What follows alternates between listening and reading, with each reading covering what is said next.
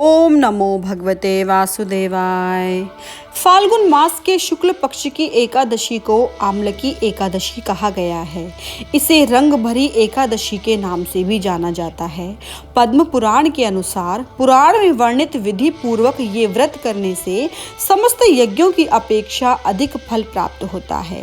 साथ ही इस दिन आंवले के वृक्ष का भी खास महत्व है और पूजा पाठ के साथ साथ आमलकी एकादशी व्रत कथा का पाठ भी अवश्य करना चाहिए। ऐसा करने से पुण्य फल प्राप्त होता है। आइए विस्तार से हम आमलकी एकादशी व्रत की कथा सुनते हैं। युधिष्ठिर ने प्रश्न किया, हे श्री कृष्ण, फाल्गुन शुक्ल पक्ष की एकादशी का नाम और महात्म्य मुझे बताने की कृपा करें। भगवान श्री कृष्ण ने कहा, हे महाभाग, हे धर्मनंदन, सुनिए, तुम्हें मैं ये प्रसंग सुनाता हूँ जो राजा मांधाता के पूछने पर महात्मा वशिष्ठ जी महाराज ने बताया था। फाल्गुन शुक्ल पक्ष की एकादशी का नाम आमलकी एकादशी है।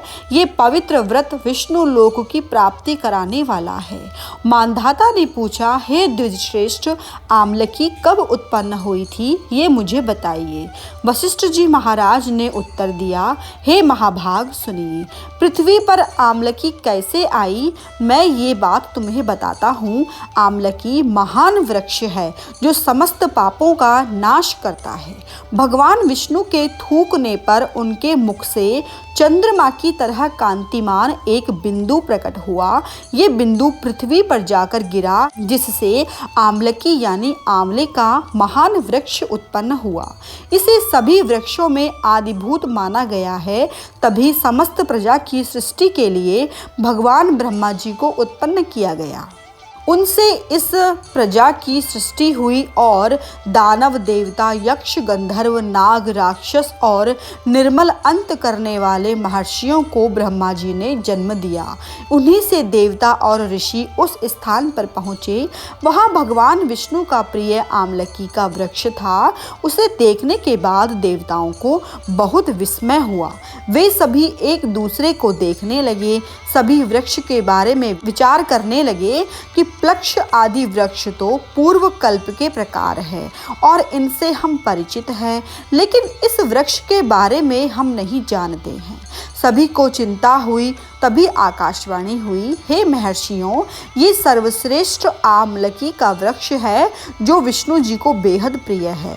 इसका केवल स्मरण करने मात्र से ही गोदान के फल की प्राप्ति होती है।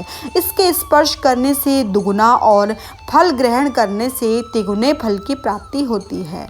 ऐसे में प्रयास करके आमलकी का सेवन अवश्य करना चाहिए। ये सभी पापों का नाश करने वाला वैष्णव वृक्ष माना गया है।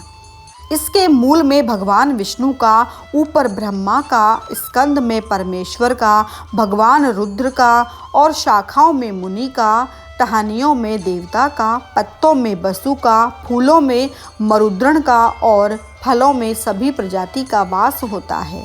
आमलकी को सर्वदेवमयी कहा गया है। ऐसे में विष्णु भक्त पुरुषों के लिए ये परम पूजनीय होता है। ऋषि बोले, इन सभी बातों का हमारे सामने विस्तार करने वाले महापुरुष आप कौन हैं? देवता हैं या अथवा कोई और? हमें ये बात आप बताइए। तभी आकाशवाणी हुई कि जो संपूर्ण भूतों के कर्ता और समस्त भुवनों के सृष्टा हैं, जिन्हें विद्वान पुरुष भी बहुत मुश्किल से देख सकते हैं, मैं वही सनातन विष्णु हूँ।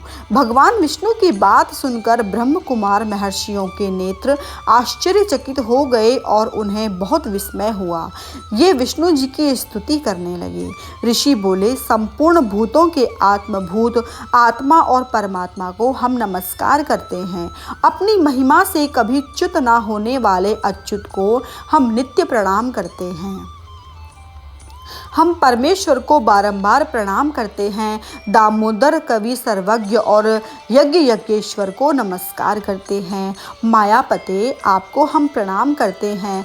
हे विश्व के स्वामी, हम आपको प्रणाम करते हैं। ऋषियों की स्तुति गायन करने पर भगवान श्री हरि संतुष्ट हुए और बोले, हे महर्षियों, बताइए तुम्हें कौन सा अभीष्ट वरदान चाहिए। ऋषि बोले, हे भगवान, अगर आप हमसे संतुष्ट हैं तो हम लोगों को कोई ऐसा व्रत बताइए जो स्वर्ग और मोक्ष सभी फलों को देने वाला हो। भगवान श्री हरि बोले, हे महर्षियों, फाल्गुन मास के शुक्ल पक्ष में अगर पुष्य नक्षत्र से युक्त द्वादशी हो तो वो सभी महान पुण्यों को देने वाली होती है और ये बड़े बड़े पापों का नाश करने वाली होती है। हे द्विजवरों, उसमें जो विशेष बातें होती हैं वो मैं तुम्हें बताता हूँ। आंवले की एकादशी के दिन आंवले के वृक्ष के पास जाकर वहाँ रात्रि के समय जागरण करना चाहिए। ऐसा करने से मनुष्य को सभी पापों से मुक्ति मिल सकती है और सहस्त्र गोदानों के समान फल की प्राप्ति होती है। हे विप्रगण, ये व्रतों में उत्तम व्रत है जो मैंने तुम्हें बताया है। ऋषि बोले, हे भगवान, इस व्रत की विधि भी आप हमें बताइए, इसे कैसे पूरा किया जाता है। इसके बाद भगवान को नमस्कार करने का मंत्र क्या है, उस दिन स्नान और दान करने की विधि क्या है, पूजन की विधि और उसका मंत्र क्या है, ये सभी बातें आप हमें बताने की कृपा कीजिए। भगवान श्री हरि ने कहा, हे द्विजवर, इस व्रत की उत्तम विधि मैं तुम्हें बताता हूँ। एकादशी के दिन प्रातः काल स्नानादि करने के बाद ये संकल्प करें कि हे पुंडरीकाक्ष, हे अच्युत, मैं एकादशी को निराहार रहकर दूसरे दिन भोजन ग्रहण करूँगा या करूँगी। आप मुझे अपनी शरण में रखिए। इसके बाद पतित पाखंडी दुराचारी चोर मर्यादा भंग करने वाले ऐसे लोगों से वार्तालाप ना करें, उनसे दूर रहें, अपने मन पर नियंत्रण रखें और नदी में, कुएं पर, पोखर में अगर संभव ना हो सके तो घर में ही स्नान करें। स्नान करने से पहले शरीर पर मिट्टी का लेप लगाएं। स्नान के पश्चात भगवान की प्रतिमा बनाएं और प्रतिमा को अपनी शक्ति और धन के अनुसार बनवाएं। स्नान करने के बाद घर पर पूजा और हवन करें। फिर सभी प्रकार की सामग्री लेकर आंवले के वृक्ष के पास जाएं और उसके चारों ओर जमीन पर झाड़ लीप कर शुद्ध लेपन करें। उस भूमि में मंत्र जाप करके जल से भरे हुए कलश की स्थापना करें। कलश में पंचरत्न और गंध आदि डालें। सफ़ेद चंदन लगाएं। कंठ में फूल की माला पहनाएं। सभी प्रकार के धूप सुगंध फैलाएं। जलते हुए दीपक रखें। पूजा के लिए नया छत्र और वस्त्र भी रखें। कलश के ऊपर एक पात्र रखकर उसमें खील भर दें। फिर उसमें भगवान की प्रतिमा को स्थापित करें।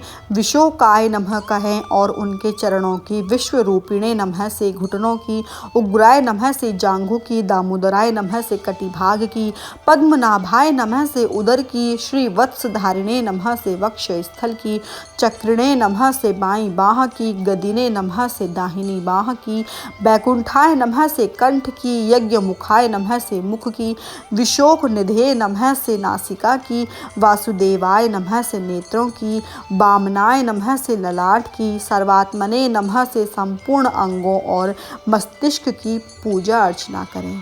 पूजा के दौरान इन मंत्रों का जाप करें और भक्ति भाव से श्रद्धा पूर्वक भगवान को अर्घ्य दें। देव देवेश्वर श्री विष्णु स्वरूप को हमारा देव देवेश्वर श्री भगवान विष्णु को हमारा नमस्कार है। आंवले के साथ दिया गया ये अर्घ्य ग्रहण करें। इसके तत्पश्चात जागरण करें। नृत्य, संगीत, वाद्य, धार्मिक उपाख्यान और भगवान श्री विष्णु से संबंधित कथा वार्ता आदि से रात्रि को व्यतीत करें। इसके पश्चात भगवान श्री विष्णु का नाम लेकर आंवले के पेड़ की परिक्रमा करें। ऐसा 108 या 28 बार अवश्य करें। इसके बाद सुबह भगवान श्री विष्णु की पूजा अर्चना करें। पूजा करके सभी सामग्री ब्राह्मण को निवेदित करें। चढ़ाई गई वस्तुएं दान करें और मन में बोलें कि हे प्रभु, आप हम पर प्रसन्न हो। इसके पश्चात आंवले के वृक्ष को स्पर्श करके उसकी प्रदक्षिणा करें।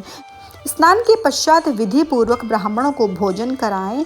इस व्रत को करने से सभी तीर्थों पर जाने से जो पुण्य फल प्राप्त होता है और सभी प्रकार के दान से जो फल प्राप्त होता है वो सभी इस विधि के पालन से सुलभ होता है। समस्त यज्ञों की अपेक्षा अधिक फल मिलता है। ये व्रत सर्वोत्तम है। वशिष्ठ जी महाराज ने कहा, हे महाराज, ये बात कहकर भगवान श्री विष्णु अंतर्धान हो गए। इसके पश्चात सभी महर्षियों ने इस व्रत का विधि पूर्वक पालन किया। इसी प्रकार जो व्यक्ति इस व्रत को करता है उनको सभी फलों की प्राप्ति होती है। भगवान श्री कृष्ण ने कहा, हे युधिष्ठिर, ये व्रत मनुष्य को सभी पापों से मुक्त कराने वाला है।